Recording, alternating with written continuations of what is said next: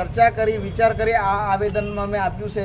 સરકારને આપણે એમ પણ નથી કહેતા કે તમે અમારા પર એવી રીતે, પણ એને સંપૂર્ણ સહયોગમાં લઈને કામ કરવા ઈચ્છીએ છીએ।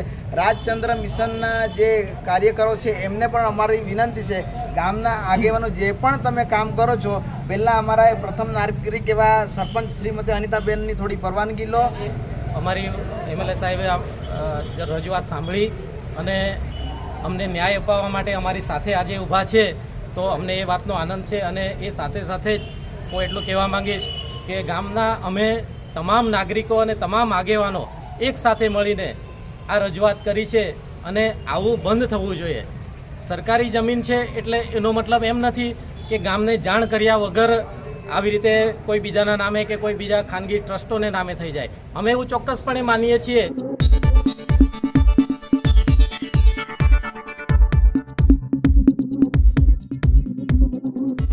નમસ્કાર, હું છું સન ઓફ આદિવાસી અને આજે વાત કરીશું ધરમપુરની। ધરમપુરમાં જે સીલ પડતર જમીન હતી કરંજવેરી ગામની, એ ગામના જમીન બારોબાર નામે કરીને વેચી દેવાઈ, બીજાના નામ ઉપર કરી દેવાઈ, શ્રીમદ રાજચંદ્ર ટ્રસ્ટના નામ ઉપર જમીન કરી દેવાઈ। એના માટેની લડત આદિવાસી આગેવાનો અને ગામના લોકો નીકળ્યા હતા। સંપૂર્ણ વાત કરીએ તો કરંજવેરી ગામની સરકારી સીડ પડતર જમીન જે શ્રીમદ રાજચંદ્ર એજ્યુકેશન ટ્રસ્ટમાં જે શૈક્ષણિક હેતુ માટે જે ગામના લોકોને કોઈપણ જાતની જાણ થવા વગર જે જમીન સંપાદનની કાર્યવાહી થયેલ, એ બાબતે ગામના તમામ આગેવાનો મારી સમક્ષ રજૂઆત કરવા આવેલા અને તેઓની રજૂઆત એ હતી કે અમારા ગામની મિલકત છે, સરકારી સીડ પડતર છે અને આ જમીનમાં અમારા પૌરાણિક આદિવાસી દેવ દેવતા અહીં સ્થાપિત થયેલા છે। નાના બાળકોની દફનવિધિ પણ અહીંયા થતી હતી અને એ જગ્યા ગામને અંધારામાં રાખીને જે સંપાદન થઈ છે એ ગામના તમામ લોકોને ઠેસની લાગણી પહોંચેલી છે અને એ લાગણીની વ્યથા આજે આવેદન સ્વરૂપમાં જ્યારે આ નાયબ કલેક્ટર સાહેબને આપવા માટે ગામ લોકો આવ્યા છે અને એને ન્યાય મળે એ માટે મારી એક પ્રતિનિધિ તરીકે મેં હાજરી આપી છે।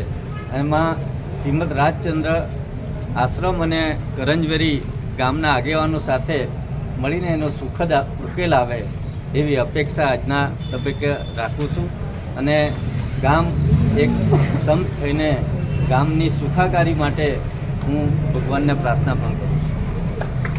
ધરમપુર તાલુકાના કરંજવેરી ગામની ઘટના છે, જેમાં સીલ પડતરની જગ્યા હતી અને શ્રીમદ રાજચંદ્ર એજ્યુકેશન ટ્રસ્ટના નામ ઉપર જમીન કરી દેવામાં આવી।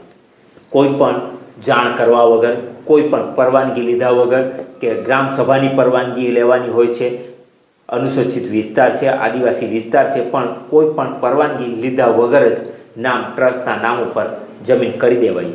જ્યાં સીડ પડતરની જગ્યા જે છે એમાં આદિવાસીઓના દેવી દેવતાઓ છે, એમાં બાળકો દફનાવાના, નાના બાળકોને દફનાવે છે આદિવાસીઓ, એના પણ ત્યાં સ્થાનકો છે અને ઘણી બધી એવી જગ્યા જે છે તે આદિવાસીઓ વિસ્તારના લોકોની છે, પણ જમીન બારોબાર નામે કરી દેવામાં આવી શ્રીમદ રાજચંદ્ર ટ્રસ્ટના નામ ઉપર, જેથી આદિવાસીઓ એકઠા થયા અને આવેદનપત્ર આપવામાં આવ્યા કે અમારે અમારી સીલ પડતરની જમીન કોઈને આપવી નથી, અમારી જમીન અમને પાછી અપાવો। આ રીતના સૂત્રોચ્ચાર સાથે રેલી કરી અને પ્રાંત કચેરી સુધી પહોંચી। ધારાસભ્ય અરવિંદ પટેલ પણ ત્યાં જ આવ્યા અને એમણે પણ સમાજ અને સહકારને સાથ આપી અને કહ્યું કે અમે પણ સમાજ અને ગામની સાથે છે કે આવી રીતે અમારી કોઈ જમીન પૂછ્યા મૂક્યા વગર જ, જાણ કરવા વગર જ જો કોઈ નામે કરી લે તો અમે ચલાવવાના નથી। એ રીતનું એમણે પણ સમાજ સાથે રહી અને નિવેદન આપ્યું। કરંજવીર ગામે જે શ્રીમદ રાજચંદ્રને 7 એકર જેટલી જગ્યા ફાળવી દેવામાં આવી છે, એના વિરુદ્ધમાં તમામ ગામજનો, તમામ રાજકીય પક્ષાપક્ષી ભૂલીને તમામ આગેવાનો એક મંચ પર આવી અને આ જગ્યા પરત ગામની માંગણી માટે મામલતદાર સાહેબને રજૂઆત કરવામાં આવી છે આજે। પરંતુ હું તમામ ગામના આગેવાનોને એક જ વાત કહેવા માગું છું કે આપણા ક્રાંતિકારી બિરસા મુંડાએ પોતાનું જળ જંગલ જમીન બચાવવા માટે પ્રાણોની આહુતિ આપી દીધી છે. તો યુવાનોએ તૈયાર થવું પડશે. સમય આવે ભગતસિંહ પણ બનવું પડશે, બિરસા મુંડા પણ બનવું પડશે. કારણ કે લોકસભા ના વિધાનસભા સબસે ઉપર ગામ સભા એમ કહેવામાં આવે છે. તો ગામ સભાની એક પણ જાતની પરમિશન વગર જે તે અધિકારીઓ જગ્યા ફાળવી દે તો હું તો કરંજવીર ગામના આગેવાનોને એ પણ કેમ છું કે જેણે જગ્યા ફાળવી છે એના પર કાયદાકીય કાર્યવાહી કરો. કારણ કે જે ગામ સભાના ઠરાવને પણ માંગણી નથી કરતા, ડાયરેક્ટ જગ્યા આપવાની એમને સત્તા કોણે આપી?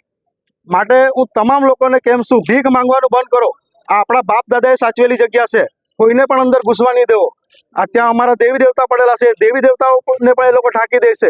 મોહનગઢ ખાતે માવલી માતાનું સ્થાનક છે, ત્યાં પણ કોઈને જવા દેવામાં આવતા નથી. શું અમારે કાયમ આમની પાસે આ રીતના ભીખ જ માંગ્યા કરવાની? આપણા બાપ દાદાએ સાચવેલી જગ્યા છે. કોઈ બહારથી આવીને એમ કહે કે આ જગ્યા અમારી છે, એ આદિવાસી સમાજને બિલકુલ સ્વીકાર્ય નથી. અમે અમારી લડાઈ છેલ્લે સુધી લડી લઈશું. કે જે અમને કહ્યું છે કે અમારી જમીન છે, અમે આમને આમ કોઈને આપી દેવાના નથી. કારણ કે અમારી જમીન ઉપર દેવી દેવતાઓ વસવાટ કરે છે. કારણ કે મોહનગઢ બી જે છે એમાં બી અમારું માવલી માતાનું સ્થાનક છે, અને ત્યાં પણ અમારે ભીખ માંગીને જ્યારે બી જવું હોય ત્યારે ભીખ માંગવી પડે છે. શ્રીમદ રાજચંદ્રના નામના હેઠળ છે એ ડુંગર, તો ત્યારે અમારે ભીખ માંગીને ત્યાં પણ જવું પડે છે. તો દર વખતે અમે અમારી હક અને એના માટે ભીખ નથી માંગવાના.